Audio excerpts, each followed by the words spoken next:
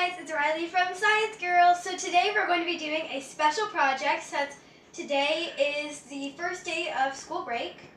So we are going to be extracting the DNA from strawberries. Now check out the website that I got this from in the link below. It's guesthollow.com. Big shout out to them. Alright, so let's start our first video. So what we need is dish soap, salt, sort of test tube or glass. We got this from our local Dollar General. We had to take the candle out of it. We also need the closest percentage that you can get to 100, which we were able to only get 91% alcohol. You also need strawberries, a Ziploc bag, coffee filters, a tablespoon, a teaspoon, and a 1/4 teaspoon. So let's get started. Also, we need a glass or plastic container. So first we're going to put in 3 strawberries. I recommend 2 to 3. We're going to mash them up. So let's open this up. So don't think that we need to cut off the tops. If we do, we'll find out. So 1, 2, and a 3. So let's put those in here. Now what you want to do is you kind of want to like push it down and really just mash them up. So let me close that and move that out of the way. Move all of this over. So just push right down on them. Mash them up. If you have like a meat beater, I would recommend. Let's see if I have one. Yep, there we go. So I recommend using something like this.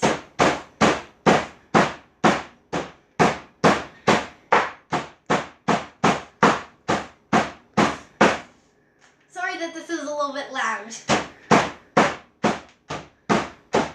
So just really want to mash them up.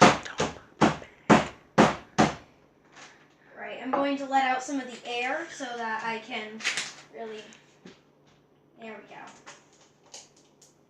Now we can, ooh, it smells like strawberries.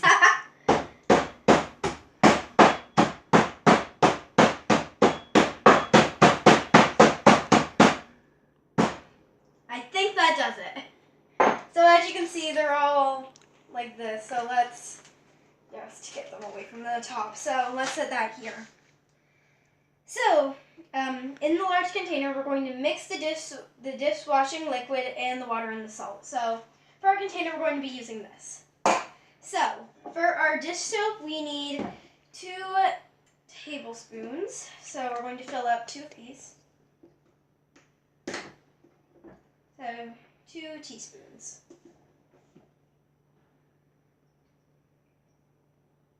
Let's put in our dishwashing liquid. So 2 of these. 1. Ooh, bubbles. And 2. So now that we have that, our dishwashing liquid, I'm just going to set that there, and I'm going to get a paper towel to set that on. A messy table is never a good table. So here we are. So let's put that there. We're going to really empty that out. So there's that. So dish we are good with. Let's see what else. Now we need to add our water and our salt. So for water you need 6 tablespoons. So I'm going to be right back, and let's put 6 of those in. Actually, I'm just going to bring this over. I'll be right back, guys.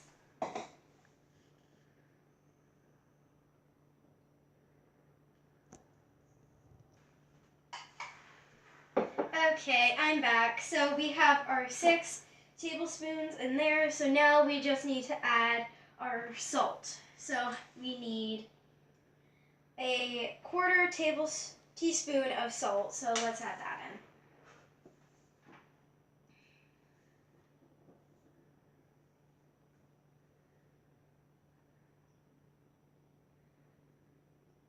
I recommend trying to get almost as exact as possible. So that's that. Okay, so there's that.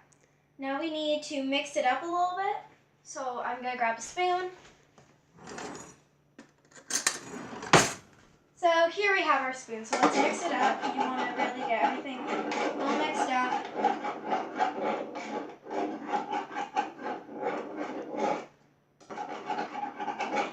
Alright, there we go.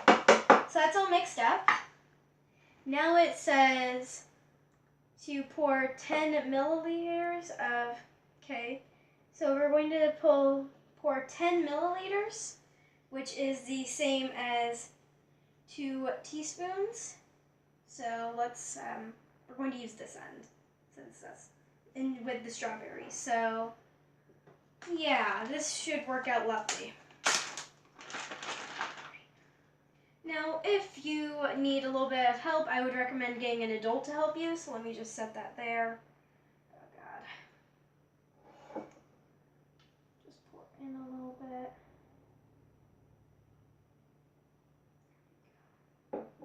Give me your strawberry bag. There we go. So that's one of those. And now we need to do the second. So the other 10 milliliters.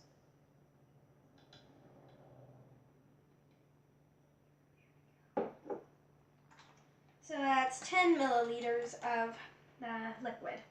So let's put that in here. Then we want to mix it up for about a minute. So you want it to sort of liquefy all of the strawberries, so you might need to add a little bit more. There we go. I think I'm going to add a little bit more, and just try your best. Definitely not easy. Okay, I think I'm going to add another 10 ml. By the way, guys, 10 milliliters is the same as 2 teaspoons. So mix all of these up. There we go. It's starting to liquefy. So you want it to look sort of like this, where it's almost liquid, and you just want to mash it up. All right. So now we want to pour.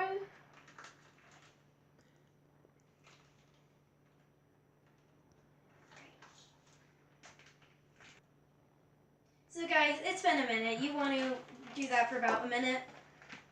So let's just set that aside. Now it says to take some of your coffee filters. So they prefer cone-shaped, which I do too. Just makes it a lot easier. So there we go. So now we just got to put it in like that. If it would just stay down, that would be lovely.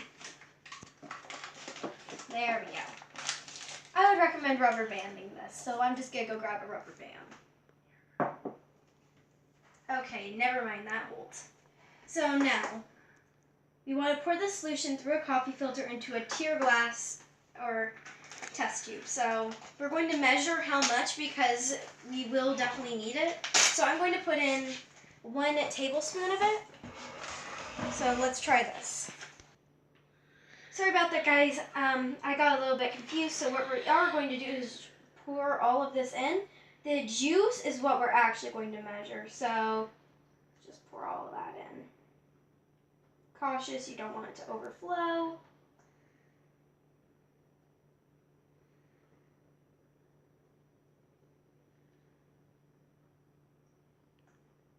Wait, how come this?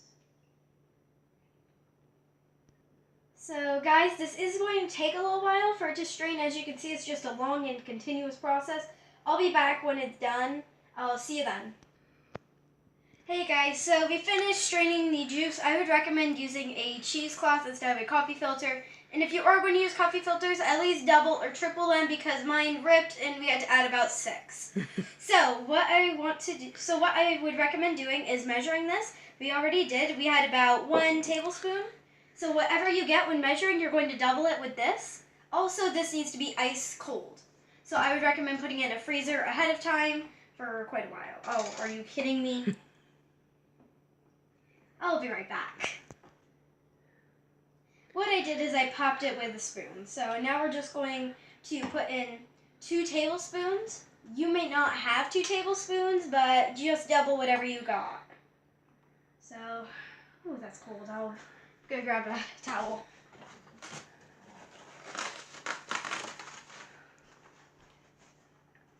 Remember, when you're working with dish soap, if you're a kid, you're going to want adults' help so you don't get yourself hurt or anything bad happening. So let's pour 1 and 2. Right. So now, according to this, once you're done with the coffee filter, you want to pour in everything. So you just want to pour it on, do not mix it. So as you'll see these little fuzzy little springy things right here, you can kind of see them. It might take a little while, but they start to bubble up and gather in mass as it floats to the top of the alcohol layer. So if you don't see this, it says to add a little bit more salt, so I think I'm going to do that.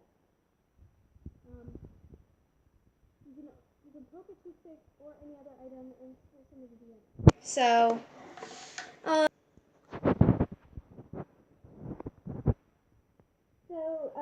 as you can kind of see right here, we have the DNA.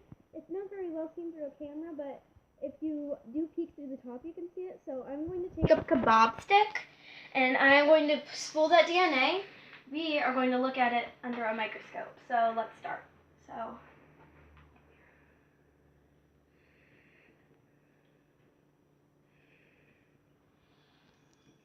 there we go, guys. Strawberry DNA. Looks a little bit odd. So I'm just going to set that right there. Okay. So now we're going to look through it on my computer. And I'm going to set it on one of these so that we don't get all messy. There we go. Hey guys, so I was able to pull this up on my digital microscope. Now check this out. This is strawberry DNA, guys. Move it over a little bit. You can see everything on there. You see those little brown things on there? Those are the seeds of the strawberry. Never expect a seed to look like that, did you? Now this is how you find the DNA of a strawberry. Don't forget to like and subscribe to my channel. Leave your name in the comment below for a shout out. And I'll see you next time. But for now, this is Science Girl.